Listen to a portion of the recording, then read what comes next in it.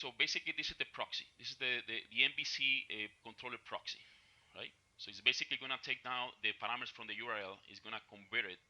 It's going to basically leave only the parameters related to the report. It's going to basically create the headers, right? And then it's going to invoke, right, the MVC controller, which is basically it's called get document in the web API. That's all it's doing. Now, when the control comes to the web API, right? Let's go to the web API now. Actually, let's do something. Let's go step by step. You know, I think that's gonna make sense. Step by step. Let's come to here. Let's come to here.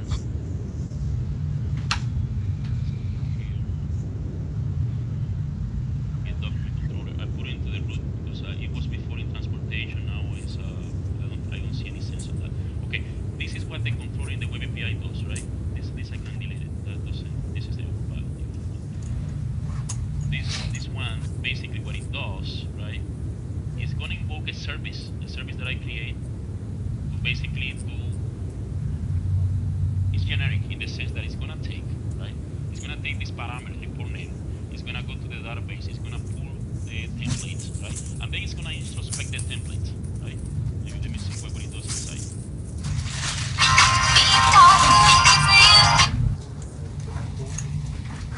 This is the definition of this, right? Basically gonna try, it's gonna take the report, it's gonna take basically this is coming from the query string, right? It's gonna take the report name, it's gonna basically get the the string, I mean the RDL, this is the RDL. Then it's gonna transform the RDL into XML, right? Because I'm gonna basically deserialize this XML. I'm gonna create a series of objects that are here. Is in the utility project.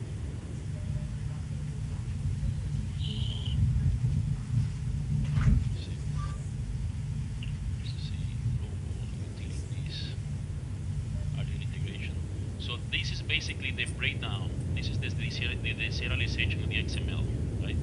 So it's gonna deserialize this XML, and then it's gonna introspect. It's gonna take any of the data sources. It's gonna apply the parameter values that are coming in the request, right? It's gonna apply the parameter values. It's gonna invoke the parameter values. It's gonna generate the queries. It's gonna start the queries. It's gonna issue the queries to the backend. It's gonna take the results. It's gonna pass those data sources back to the engine of the reporting services, which is basically this one over here, right? This is the engine, and then it's gonna pass the parameters and it's gonna basically run the report. That's all. That's all it's doing.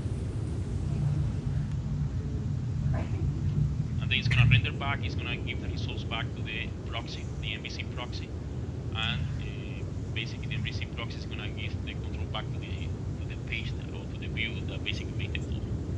We need the proxy, the MVC proxy, because you cannot do this through an Ajax call. You know, the reason it wasn't working before. Remember that I think it was Vijay. Vijay, right? He spent quite a bit of time doing this. It's because the way that he was doing that, he was invoking the controller, the API controller directly, right, through an Ajax call, right? It doesn't work that way because the thing is, why the file gets generated, right? I mean, I'm sorry. How I mean, remember what is being sent through the wire is just bit of information, right? It's basically zeros and ones, right? Somehow the browser needs to know, okay, how to convert those bits of information into a format that is according to a PDF, for example, right? The browser needs to basically interpret that, and the only way that it can interpret that is through giving the control to the browser. That's why we need to do the code not from an Ajax call. We need to do the code directly from an MVC form, you know? Because that way the browser gets a control and then everything works fine. That's all there is. So let's do something. Let's go through the whole process, right? It's So Mario, a couple of questions. Will we have a common set of parameters that are passed for every across all modules? Say, for example, if I'm trying to generate a route sheet or trying to generate a manifest, will it be a common set of parameters or will it be common set of parameters for route sheet, a different set for manifest, a different set for pre-invoice. Anyway, Julian, this is generic. This could work for anything, for any report. Any report can be assimilated by this infrastructure. Okay. Now, how we're doing things, this is a different story, right? Yes, that's it. I think the conception is that the parameters are the same at the route document type level. Right? That's basically what Pierre suggested, right? Remember? Any document type, yes. for example, the manifest, right? You have the same name parameters, right? Got it. For this infrastructure, it doesn't matter. This is generic. That's basically going to take any report. It's going to basically introspect. It's going to pass the parameters. It's going to introspect the data sources. It's going to extract the queries. It's going to run the queries. It's going to do everything in a generic way. So this could work for any approach. But yes, the answer to your question is that basically we agree that we're going to have parameters at the document type level. Type level, okay, got it. And then any RDL, right, should abide to those parameters. Got it. That's an organization or decision that we made, but it doesn't have. I mean, this is regardless. This is regardless. For this, the only thing that you need to do is to make sure when you are using this, is to make sure that you pass into the link, right? The name of the report. In this case, we need to replace that with the system code, right? Because right now it's kind of funky passing the name here, right? And make sure that you call this plugin, this jQuery plugin, that is going to take care of appending the headers that the Web API controller is expecting for the authorization. All those headers for the bearer, the country ID, the legal entity ID, all this stuff, right? It needs to be passed to the link, and it's gonna be taken care by using invoking this plugin. That's the only thing that the developer needs to do. Development the report, that's the first stage, or load the report and then coming over here and basically doing this way. Put the link in there, and then at some point, depending on the logic, right? I mean, I do it here in the jQuery Ready, but it could be done at any point. Just run this plugin over the link so the headers gets updated with the request information. At present, how you are loading the RDL, Mario? Is it from as a hard-coded file, or you are still pulling it from the database? What, the RDL? Yeah. The RDL is coming from the database. See, document repository. This is how it's being taken care of from the database. Right? Okay. So how you put in there since the document screen is not working? I manually entered. Yes. I manually entered, Suresh. Okay, fine. What is the issue with the document screen? Future. So. Yeah, that it's not working. So I tried to actually download a few of RDLs. I think it needs to be linked with file stream. That's what I understand from Ganesh. Yes, it is not. No.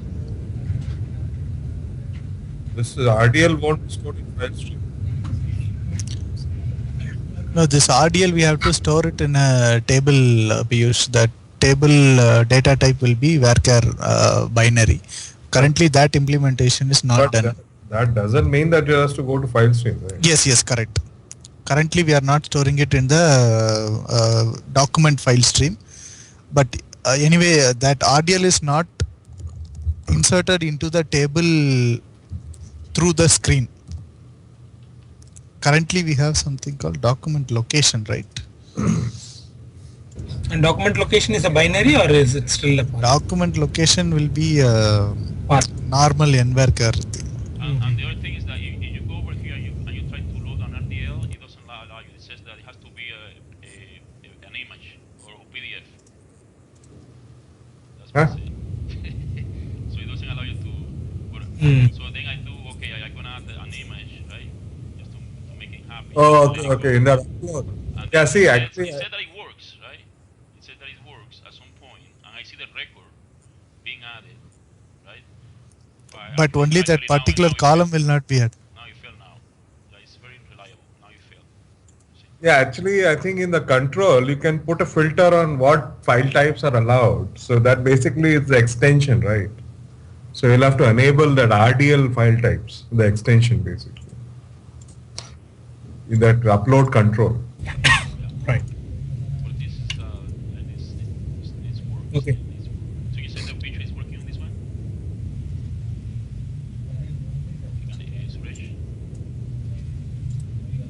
Suresh? Piyush, any idea what is the final output on the file stream stuff? This has got nothing to do with file stream. That's why I'm saying let's not confuse two things. Okay. File stream is meant for PDF manifest and all. This is not. This is the RDL, right? Yeah, RDL directly into the database, is it? Correct. Even if it's file stream, yes, no, it doesn't matter from a SQL perspective. The query is exactly the same. There's no change in the query as such. No. This document screen has to just directly upload that binary into the same table. That's what you mean. Is it? Yeah. Correct. File stream, yes, no, it doesn't matter. The query is the same. File stream is a database thing which has got nothing to do with your application as such. Yes, Suresh, currently whatever the screen which Mario showed, we will upload a document. That document's binary value should be stored in the table column. Currently that is not happening. Okay. Simple. This has nothing to do with the file stream and all. Okay. That is internally taken care. Fine. Okay. Now, the other thing is that we should have another column here in this country document table, Ganesh, to basically, like it's authorized, Remember, that way we can control that not everybody, remember, Pierce, that we talk about having a showstopper, right? Like a blocking the ability of rendering an RDL without the consent of the IT department, right? Yeah, that part I got, but who will update that flag, Mario? I don't know. Perhaps it's through the same. It can be done by default. Is zero. It's false. So by default they won't be able to see it, and then once everybody, perhaps the DBA can go and update it. Okay, it's ready. Right. That's the issue. So if you do it through the screen, then it has to be a separate screen. Because the same person should not, if it's a back-end thing, then Back-end thing. That's what I'm suggesting. If they're okay, I have no issues. But then they need to realize that it's a back-end thing. Yeah, I think, they have a lot of, at least in Chicago, they do a lot of stuff through the back-end, Right, but currently I think in Silos, this is the first thing, maybe, if I'm not wrong. Anyway, that's fine. This is not a big issue. So I'm fine with that. So basically what you're saying is, when you do the insert, the default value should be false. Yes. But when you do a query, you should retrieve only if the value is true. Exactly. That's fine. The only thing is we need to then basically document it somewhere maybe in the configuration document that I'm doing. That hey, this is the way you set up a new document type or a report. So that would include this manual step of putting the flag from false to true. Yeah. That's fine. Because that way it's generic. Everything. They don't need to know anything else. No more coding regarding the integration. With this, I think he's gonna take care of everything. Okay, Mario. If this part is done, my next question is on the report creation. I have with Phil and Prakash, who was earlier working on the reporting side. Let's say they create a simple report. Select star from manifest for wherein the route ID is so and so. Okay, let it be a simple report to begin with. So if they create a report, all they need to do is they need to upload into this document table. That's correct. Any report that you create, basically it's the same procedure. You load it here in the screen, okay? The configuration, the RDL, Right. and then by default, if we follow this, right, it's gonna when you get inserted, it's not gonna be available. So the query is not gonna return anything when the engine runs, right? And then basically it gets authorized. That's the next step, right? So the flag gets set to true, and then it's available. The only thing they need to do is to configure the link, and make sure that they call the plugin, the jQuery plugin, to update the link with the headers information that is going to be passed later to the controller, the API controller. Fine, Mario. That's what they need to do. Okay. And obviously they need to make sure that they are passing the correct name of the parameters, and for the Sure. Okay. We'll try out a simple report, Mario, and then we'll add it in one of the screen, and we'll let you know if we face any hiccup on that. Can you share the video once you are done with this meeting? Yes, absolutely. I Okay. the video. I'm actually gonna put it in YouTube. If you can Okay. do it through YouTube, it's a lot easier. Okay.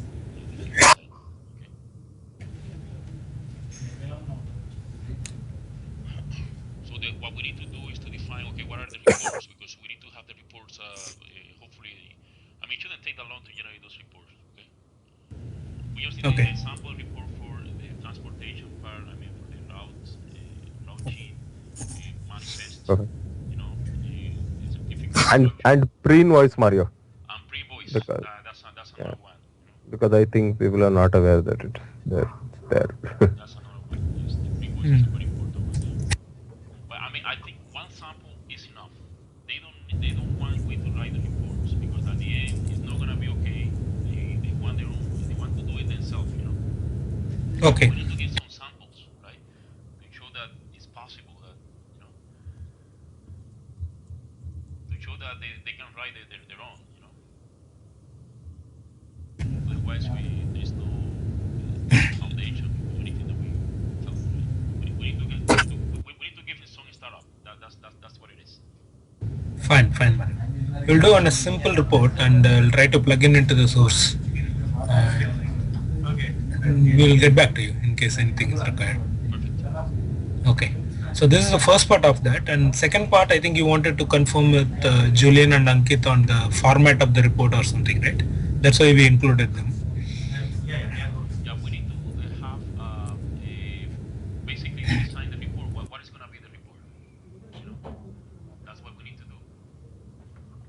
Actually, the one that we need to hear is Prakash. He's going to be developing the report. We need Prakash. And we need to come up, okay, what is let's not do this an exercise that is extremely difficult. Let's take one template, one example of manifest. How does it look like? And we do that right now. And we take a look at a manifest. Julian, you want to present? So he knows, okay, well, this is the report that you need to be developing. Sorry, I didn't get that. What do you want me to do?